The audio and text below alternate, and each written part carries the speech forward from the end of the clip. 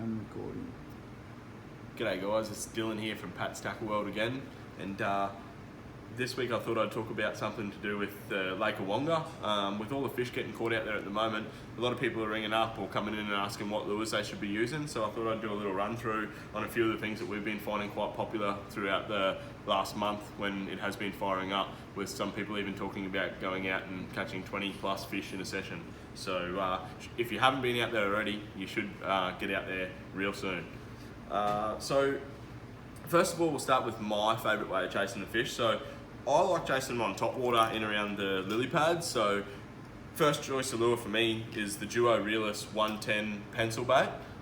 It's a top water walk the dog bait with hooks ready to go straight out of the box. So that's a great start. From there, you go on to like something if you're in a heavy weed. Oh, well, actually, we'll go over to the Nomad.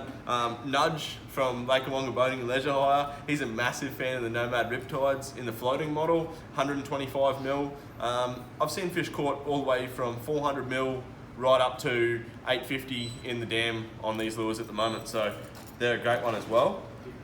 If you're fishing a heavy weeded area, Z-Man hard leg frogs rigged with no weight at all, just on a worm hook. A great one to throw right up in and around the structure, whether it be like heavy lily pads, weeds or timber, just so you're not getting snagged up too much or getting any resistance from the weed on your lure and stuff. Another one that we've been finding really popular in the shop here at the moment is the Lunker Hunt Pop Frog. So it's got the spinning legs on it, as well as the W hook in the back, so when you get a bite it actually squishes down, and it's also got the stinger in the tail, so if a fish comes up and even looks at this thing, we're pretty sure that you're going to get hooked up. That's a really cool one. From there you go over to like your to fishing those heavy weeded areas. You go up to like a lightly weighted soft plastic, something along the lines of the Samaki bomb shad, which has been very, very popular out there with a lot of the guys at the moment. They're available in a 4 and a 5 inch, so anywhere from like a 4.0, 5.0 jig head would be well suited for those. Another one to throw up in there, if you can find a little bit of deeper water with the weedy structure, is the Xeric Pro Series flat shads. They're pre-rigged, ready to go out of the packet, literally tie on and away you go. And if you are fishing them in open water, they've got the option for an eye on the bottom if you wanted to rig a treble, a stinger hook, or even just like a flasher on the bottom, which is pretty cool as well. Just recently, we've had a fair few guys come in and grab the Western Shad Tees 5 inch and 5.5 inch. For just rolling them off those little bit deeper points with like heavy timber structure. Those things are absolutely ideal. Huge body roll, big tail action, a must have in your barra kit. Those guys. From there we go over to something that's been really, really popular for us. Just pretty much since last season out the dam. You can put them in just about any soft plastic, but they're the Owner Flashy Swimmer. So it's an Owner hook rigged with a Colorado blade on the bottom. So all that's doing is adding an extra bit of vibration and flash to your lure, as well as that making it weedless so you can cast it up into the dense structure.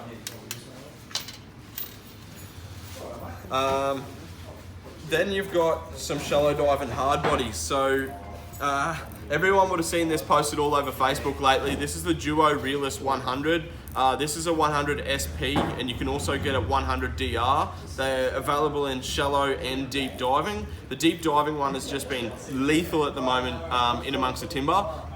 This guy here, if you can find the shallow weed beds that sit about 3 foot below the surface, if you can get these guys slowly twitched over the top, all those smaller fish hiding up in and around the weeds will be sure to come out and eat something like that.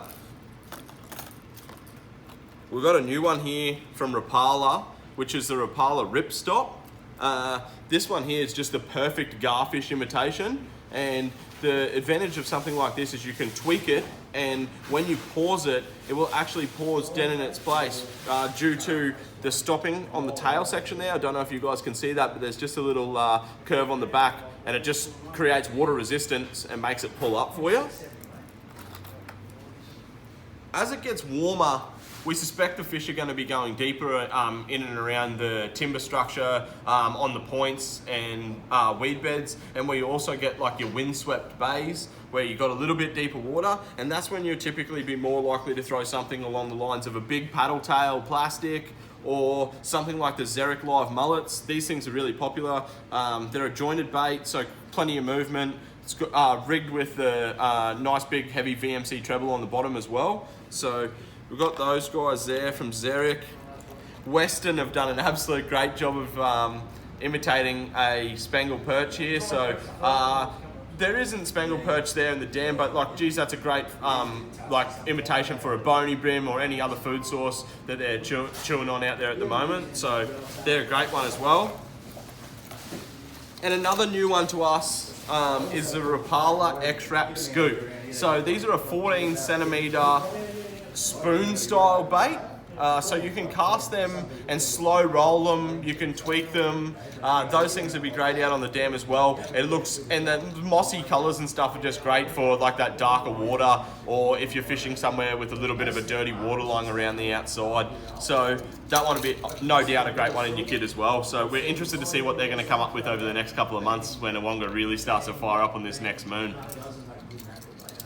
The next question we get is, what gear should I be taking, what leader should I be using, and all that sort of stuff. So what we recommend here is a 4,000 or 5,000 size spin reel.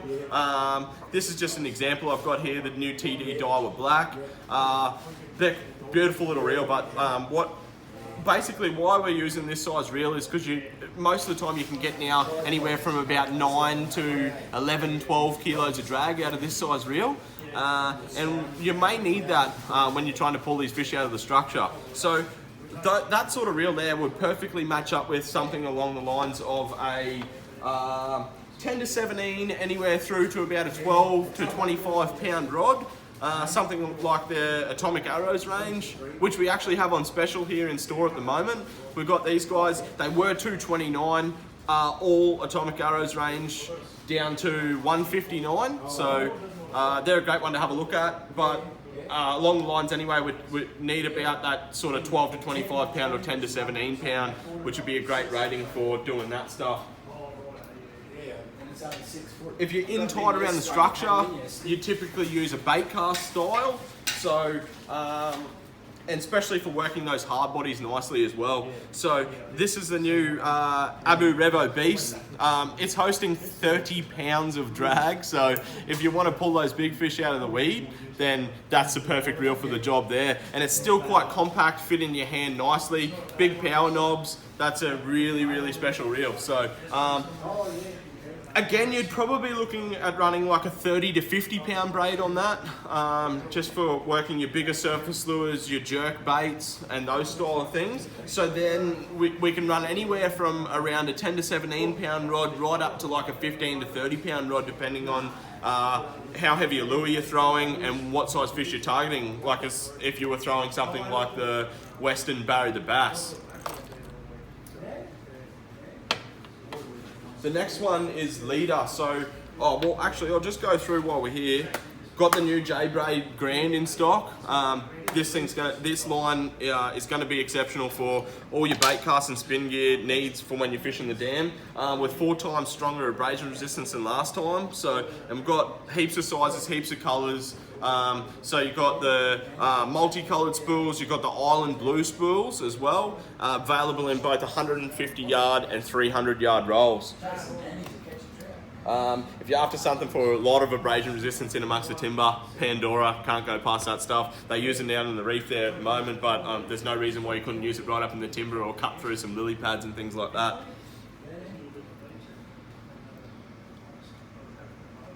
We've had a fair few people coming into store and saying that they're like, yes, they're not having any problem hooking the fish, but landing the fish is the next question, especially in amongst that heavy stuff, like whether you got timber, weeds, lily pads, anything like that. So that's where we usually recommend, like if you want to use like a standard mono leader, like the Galet stuff from YGK. you need to use something between 60 and 100 pounds, maybe even 50 if you wanted to go a little bit sporting. But these fish have quite abrasive mouths, and the structure that they're in at the moment is quite heavy. So 60 to 100 pounds in your standard stuff. And then if you're going to use your fluorocarbon, then more likely you would be using something along the lines of 35 to 70 pound in the fluoro.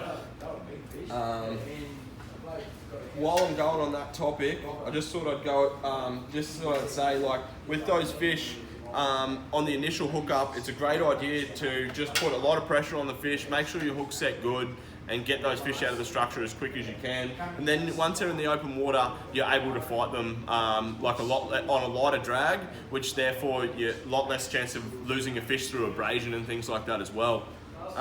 If you guys have got any more questions about what's going on at the dam, or like, you know, when the best bite times or anything, make sure you come in and see us. We're happy to help out. We want everyone to go out there and enjoy the fishery that we have just up the road. Keeping in mind too, there's still 6 $1,000 fish in there that no one has got. So make sure you get over and sign up for the app for the waterboard, and you'll be able to go out there and see if you can get one of those fish. Thanks guys, enjoy.